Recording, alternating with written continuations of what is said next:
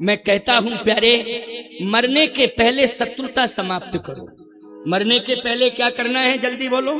शत्रुता समाप्त करनी है। शत्रुता छोड़ करके मरना। याद रखना, ये 84 लाख योनियों में भटकना है और नरकों की यातना सहना है। नरकों की यातना सहना, 84 लाख योनियों में भटकना।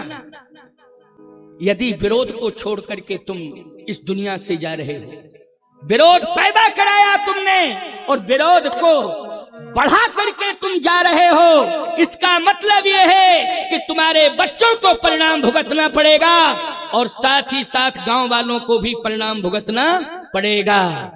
इसलिए ऐसी भूल कभी मत करना। पहली बात तो यह है कि विरोध हमारे द्वारा ना होने पावे, इसका प्रयास करना। और किसी परिस्थिति में यदि विरोध आ गया है गांव में या घर में, तो कोशिश करो कि ये भूल से हो गया है, अब हम इसको सनई सनई विरोध को समाप्त करेंगे। क्या करेंगे? सनई सनई समाप्त करेंगे विरोध को। जैसे आपके जीवन में दोष आ जाएं तो आप दोष आते ही सनई सनई सनई सनई सम्मान और संपत्ति नष्ट होने लगता है। बोलो, होने लगता है कि नहीं? और जब गुण आ जाते हैं आपके जीवन में तो सद्गुणों के प्रभाव से सनई सनई सनई सनई दोष दूर होने लगते हैं। तो बोलो, अच्छाई और भलाई किसमें है? दोष पालने में है। दोष को पालने में अच्छाई है कि दोष को दूर करने में भलाई है? बोलो भाई, दोष को दूर करने में ही भलाई है। दोष को हम पालते रहेंगे, बढ़ाते रहेंगे तो निश्चित रूप से हम पतन के गर्त में चले जाएंगे। हमारा सम्मान, हमारी संपत्ति, सब कुछ हमारे जीवन से चली जाएगी। अब अंतिम भाव सुन लो, बहुत बढ़िया भाव है ये अंतिम भाव। क्या भगवान ने कहा कि तुम्हारी अंतिम इच्छा क्या है? बाली ने कहा कि मेरी अंतिम इच्छा है कि विरोध को समाप्त करके मरूं। किसको समाप्त करके मरूं? देखो, मरण को सुधार लो। विरोध को समाप्त करके मरूं। विरोध समाप्त करना है, शिक्षा लो। भगवान ने कहा विरोध समाप्त कैसे माना जाएगा? बाली ने कहा कि आज सारी दुनिया जान रही है कि सुग्रीव में और बाली में विरोध है। बोलो भाई, सारी दुनिया जान रही है कि नहीं? अब सारी दुनिया ये समझ जाए कि मरने के पहले बाली और सुग्रीव का विरोध समाप्त हो गया। तो भगवान ने कहा इसके लिए मैं क्या करूं? ये तो तुम दोनों भाई भाई समझ सकते हो, मैं क्या करूं इसके लिए? बाली ने कहा कि आप इतनी कृपा करो कि मुझसे दूरियां बना चुका है मेरा छोटा भाई बाली, बस एक बार मेरे हृदय से लग जाए और मैं हृदय से लगा के ये कह दूं कि भाई हमारा तुम्हारा विरोध समाप्त है, और पंपापुर के लोगों को बता दूं कि विरोध मत मानना, क्योंकि मैं आदेश दे करके जा रहा हूं कि सुग्रीव से विरोध मत मानना। नहीं तो सिंपैथी में लोग नारेबाजी विरोध में लगाने लगते हैं। बोलो, लगाने लगते हैं कि नहीं? सिंपैथी में लोग न जाने क्या क्या बकने लगते हैं, भावुकता में आकर के समझते तो है नहीं।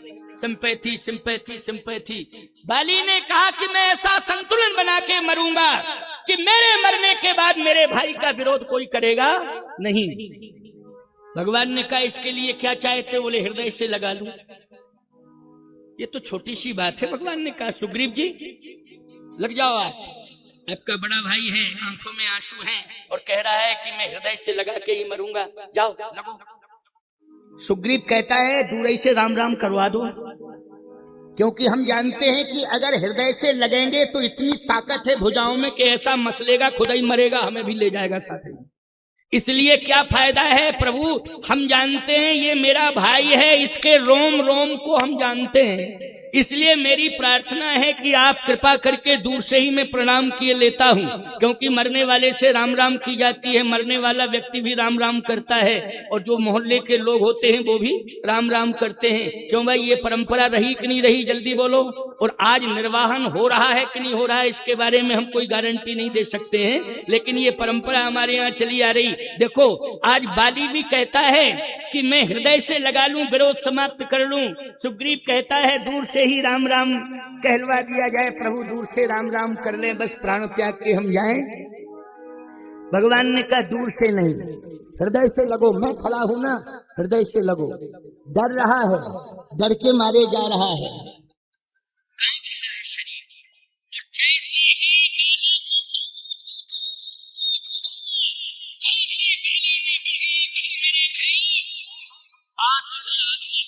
लगा लूं और विरोध समाप्त करके अंतिम श्वास लूं। तुझे हृदय से लगा लूं, आंखों से आंसुओं की धार, सुग्रीव कर रहा है लेकिन बाली रो रहा है। दृश्य देखो, ये किसकिंधा का है, ये कहाँ का दृश्य है बोलो, किसकिंधा का है। इसलिए रामायण का हर कांड आदर्श से भरा हुआ है।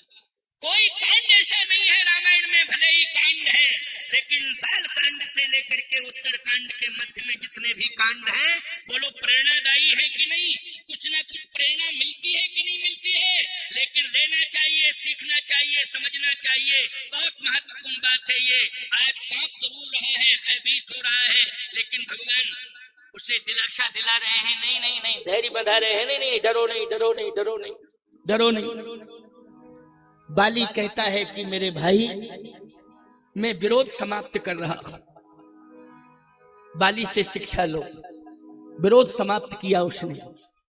आज विरोध अदालतों में जा रहा है, पैसा खा रहे हैं जज, पैसा खा रहे हैं वकील, और ईमानदारी से बताओ चाल तुमको खरी खोटी सुना रहे हैं।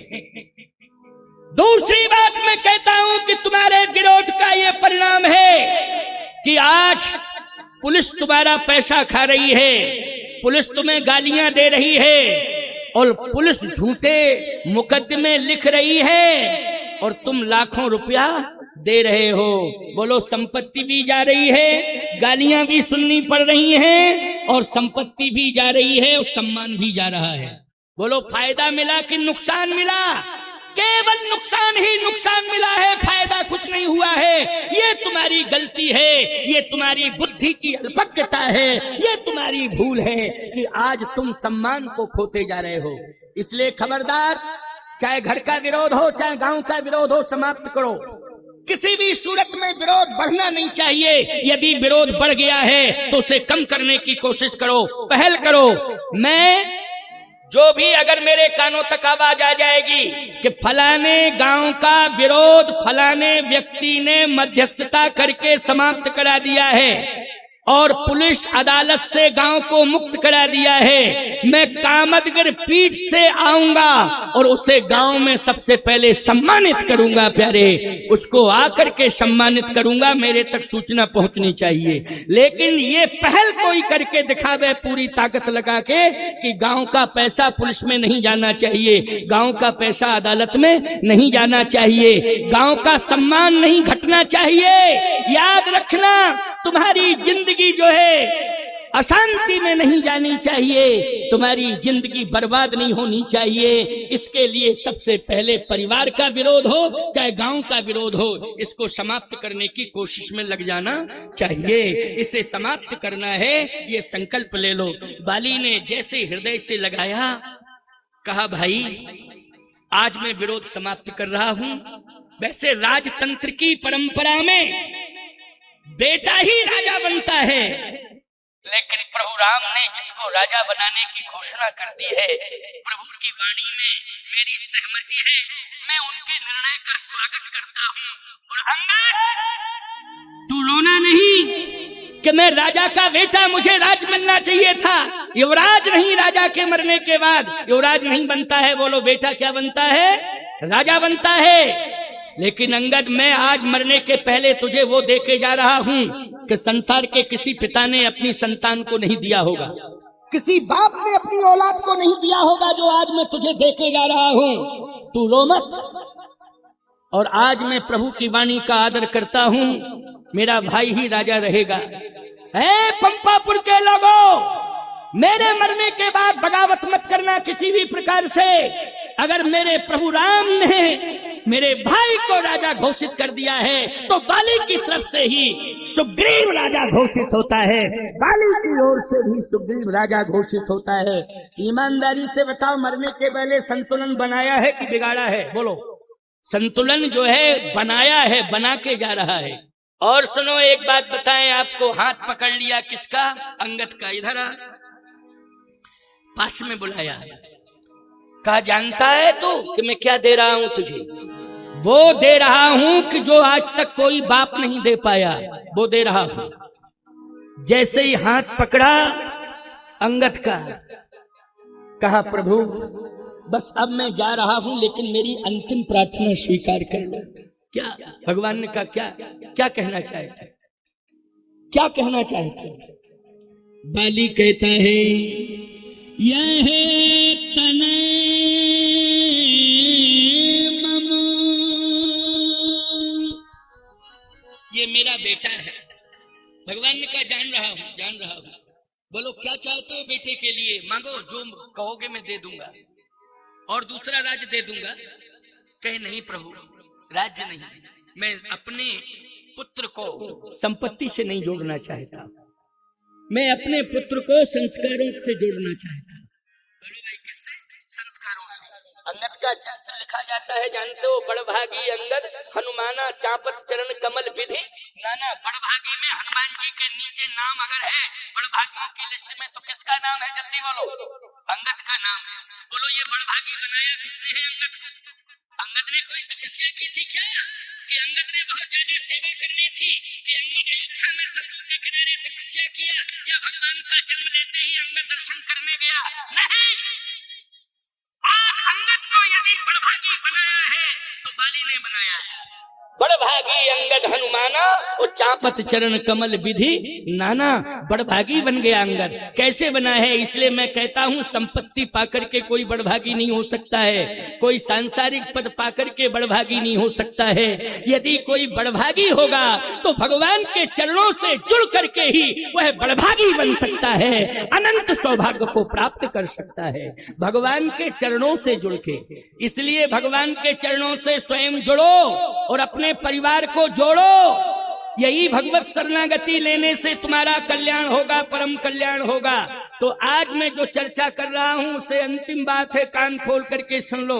अंगद से कहा कि अंगद तू रो मत। कहा प्रभु मेरी प्रार्थना सुन लीजिए। हाँ बताओ क्या बात है? यह तने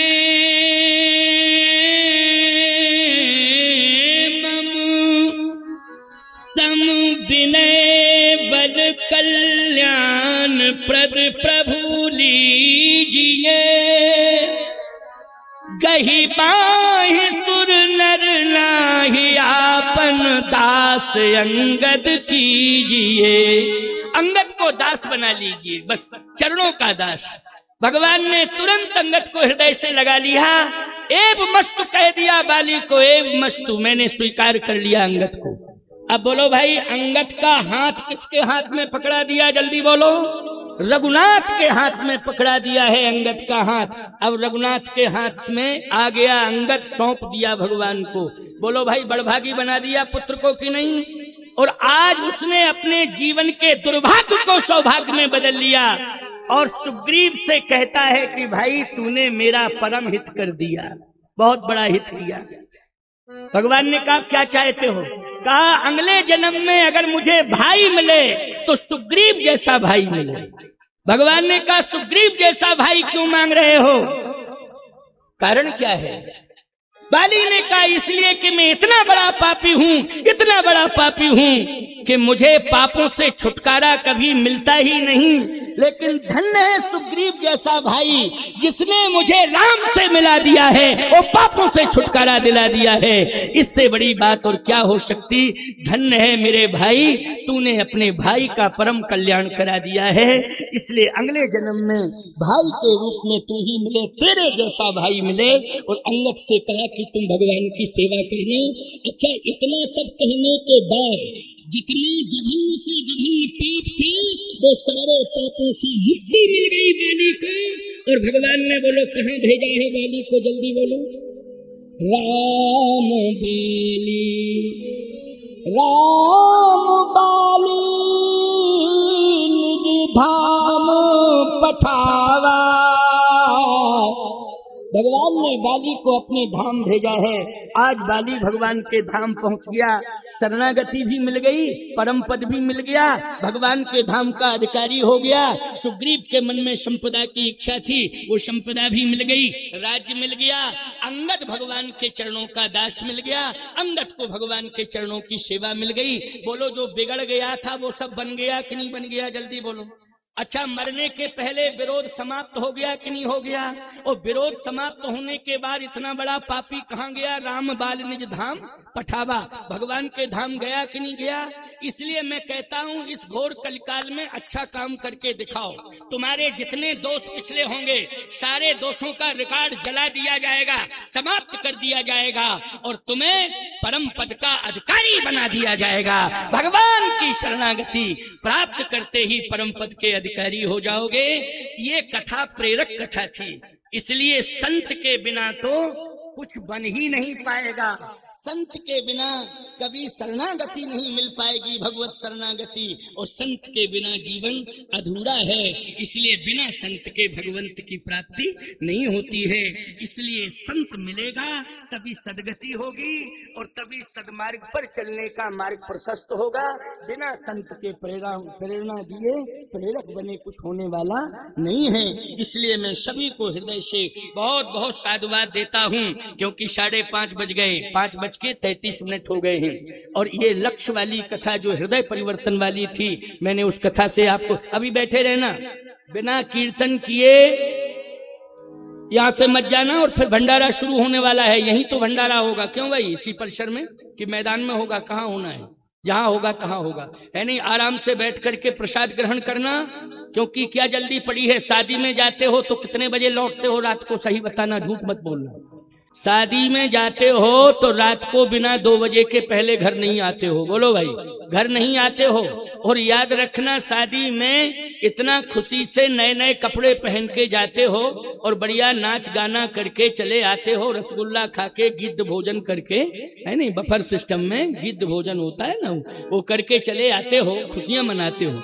यहाँ ठाकुर जी का प्रसाद ग्रहण करने का अवसर तुम्हें मिला है, संत वाणी सुनने का अवसर मिला है। अब उसमें घड़ी में क्या टाइम तुम देखते हो कि कथा सुन ली है, बस अपने अपने घर चलें। अभी 5:35 हुए हैं, लेकिन आप सभी लोग अभी बैठे रहो 2 मिनट के लिए, के बाद आरती होगी। आरती लेकर के ही जाना, बिना आरती के नहीं जाना, बिना आरती के नहीं जाना भाई, आरती लेके जाना।